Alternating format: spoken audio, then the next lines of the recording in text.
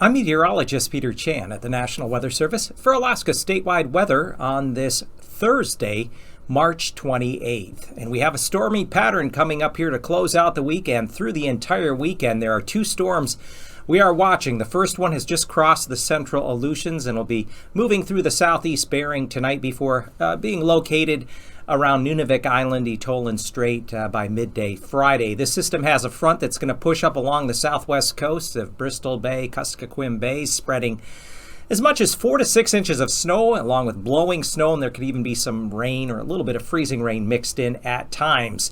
That's the first system. That system will also bring gusty winds and some moderate snowfall to the northern portion of the Alaska Peninsula around Dillingham, King Salmon. Now, the next storm is going to lift out of the North Pacific and impact areas of the state later Friday night and especially Saturday into Sunday. This one has a lot more moisture with it that's going to spread from south to north across the entire state by the end of the weekend. We'll see snow pushing across the Brooks Range up to the Arctic coast by Sunday afternoon and evening.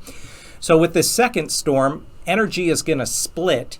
And we expect one piece to go west of the Alaska Range, another to ride up Etolan Strait up through Cook Inlet. This is going to be a windy, wet, and snowy storm.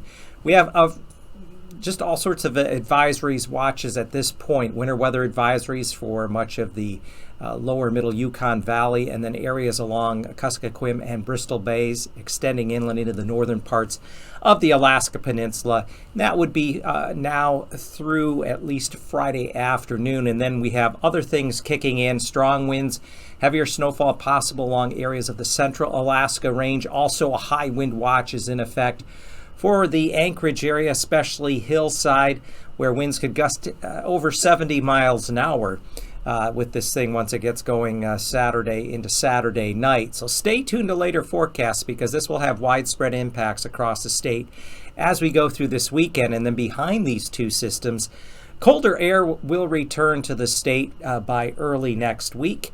So the potential for additional snowfall is not over as we start April. For Alaska statewide weather, I'm Peter Chan.